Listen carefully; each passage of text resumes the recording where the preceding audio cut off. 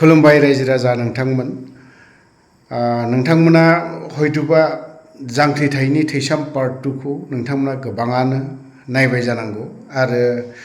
नायनानै गोबाङानो मोजांबो मोनदों जानांगौ आरो सोरबाया मोजां मोनाखैबो जानो हागौ बिनि गेजेराव मोननैबो थाखागोन मोजां मोनग्राबो थागोन आरो गाज्रि मोनग्राबो थागोन मोनसे जायगा बा आरो मोनसे सिनारि ओरैबायदि जाथायखौ लानानै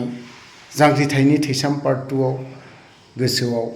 खामग्लिनाय फैफिनो आरो बे जाथाया सोरनि बेलायाव जादों बे सासे दैदेनगिरि एनडिएफबि आफादनिनो सासे गोख्रों मावथि दैदेनगिरि आनखि आंबो बे सारनि आन्दारावनो बा बिनि दैदेननायावनो केम्पआव आंबो थानानै फैदों मोनसे स्ट'रि सर्ट स्ट'रि गुसुङै स्ट'रि बा एसे मोनसे भिडिअ'आवहाय फोसावदों बे भिडिअ'आ गोबाव जाबाय दतमायाव मोनसे मिटिं जाबाय थादोंमोन केम्पेइन सोलिबाय थादोंमोन बे समाव सोमदोन बरगयारिया बे स्ट'रिखौ सोंनाय जादों थ' स्ट'रियानो जाहैबाय बिनि जारिमिनानो जाहैबाय आफादाव थानाय समावनो बिथांना गथ' सानै रुंसारि बा गाव हाग्रायाव दङ बिसिया गामियाव दङ नङा होमबा सानै जावजा गथ' बियो रुंसारि जालांजोबदों आनखि बे गथ'खौबो बियो नुफैयाखै थ' जों मोजाङै खोनासंनानै लानि गावनि खुगानिफ्रायनो बे स्ट'रिखौनो लानानै जांख्रिथायनि थैसाम पार्ट 2 आव माखासे थिसननाय जादों हयतोबा नोंथांमोना नायदोंब्ला मोजाङै बा साबसिनै बुजिगोन होननानै आं सानदों थ' बिदिब्ला जों खोनासंनानै लाग्रोनि सार शिलानि माखासे दुखु गोनां जारिमिनखौ गथ'फोरखौ माने जि फाननानै दोनबाय सखि सिङावसो दोनहरनाय बायदि जादों बिमा नायनाय लोगो लोगो बे थैखाबायमोन सानैबो उनाव लासै बे गथ'आ सासे गथ'आ आहार जादोंमोन जाहैदों बेनिफ्राय उनावहाय बेबो दसे उनाव थैदों आरो बे गथ'आ सोंबायनो बोरै आगैमोन नालाय आं बे समाव आं हाग्रायाव दंमोन अब्ला अल क्लियार अपारेशननि थाखाय बर'नि माबाफ्रा सोर खिन्थाग्रुमाग्रा बिथांमोना डक्टरखौबो लांहोला नायहोला गाज्रि मोनसे टेनसन लाइफआव आरो स्ट्रागल लाइफआव खुलुमबाय आंनि आफादाव हाबनाया 1992 आव हाबदों जोंनि ओंखारनायनि थांखियानो जाहैबाय जिहेथु गादबनाय नासबनाय बेखौ लानानै जोङो ओंखारलांदों आरो स्ट्रागल खालामनांदों सेक्रिफाइस खालामनांदों बे सेक्रिफाइस खालामनायखौ जों बुंनो जौनगौआ बिराद माने थान आरो बिराद गोलाव दं मोनसे हिस्ट्रि बायदि जानानै थायो दुखुनांथावसिन जाथायाथ' आगोलाव बुंनो थाङोब्ला बर'नि गेजेराव एसे गावजों गाव माबा दंमोन फेक्सन दंलायोमोन बर'आनो खोला साहा लानानै बेबो मोनसे दुखु हिस्ट्रिकेलि थादों आरो लास्टलि टाइमाव जोंहा 2003 15 डिसेम्बराव जिहेतु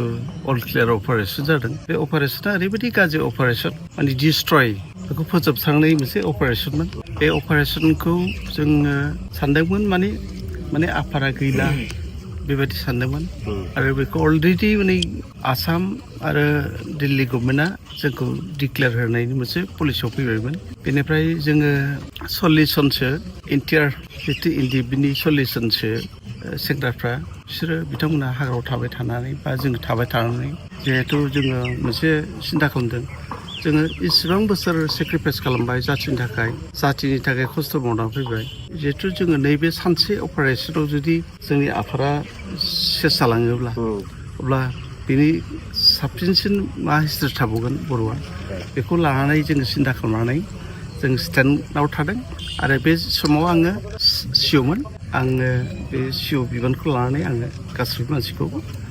मोनसे पार्सनेलिथ' बुंनो थाङोब्ला लाइफआव जोंनि न'खरखौ 3 टाइम डिस्ट्रय जादों होननानै अर सावनाय जादों फार्स्ट टाइमाव बर'जों बर' सावलायबाय खननै ओमफ्राय थार्ड टाइमाव बिदिनो पुलिसफ्राबो आरो खनसे जोंनाव अपारेशन खालामदोंमोन खिन्थु न'खौसो सावना गारबोबाय आरो बेबायदि मोनसे लाइफआव मोनथाम डिस्ट्रय जादों आरो बे मोनसे बिराद गाज्रि मोनसे दुखुनांथाव परिबेस जाहैदों आरो फेमिलि हिसाबैबो बिराद खस्थ' मोनदों माखासे जाथिनि नांनायाव बे जिनिसा जाखायो दुखु मोनबा मालाय मा खालामनो नङा होमबा आंहा गथ'आ दंमोन आंनि फेमिलिया बेनिफ्राय बे गथ'आ सानै जावजामोन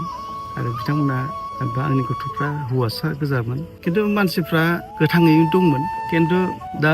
बे गोथां गथ'फ्रा बिमाथ' माबा जादों बे बेमार जाबाय ब्लाडिं जाबाय ब्लाडिं जानानै मोनबाय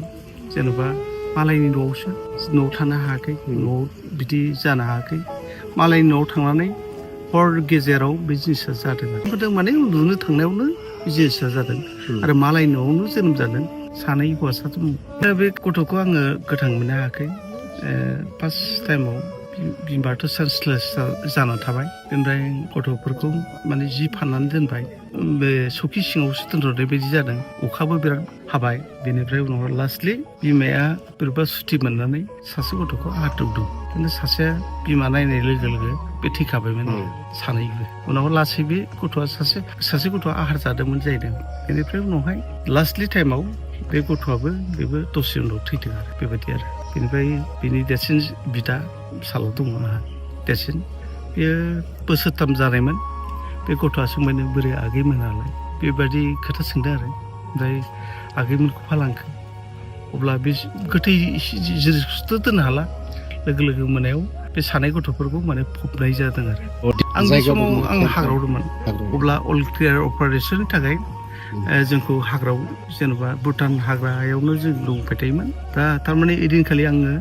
मोनसे असानक बिराद अखा हादों ओमफ्राय अखा हानानै मासे मोसाया खाथियावनो गाबदों ओमफ्राय बे मोसा गाबनायखौ बुंबाय आं है उमुक सासे गथ'खौ आरो बे मोसाखौ फैहरदोलै मानो गाबदों फ्राय होननानै खिन्थु बे लख्रा गाबनायखौ बा मोसा गाबनायखौ फैहरनानै लख्रा स्रि थादों आरो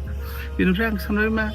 माबासो जादों माबारा न'खरखौलाय आं बेबायदि सानदों आरो खिन्थु गमामायैनो जों अखानायै जोङो सिन्था खालामनानै खबर लाबाय नंमारगौ बेबायदि जादों आरो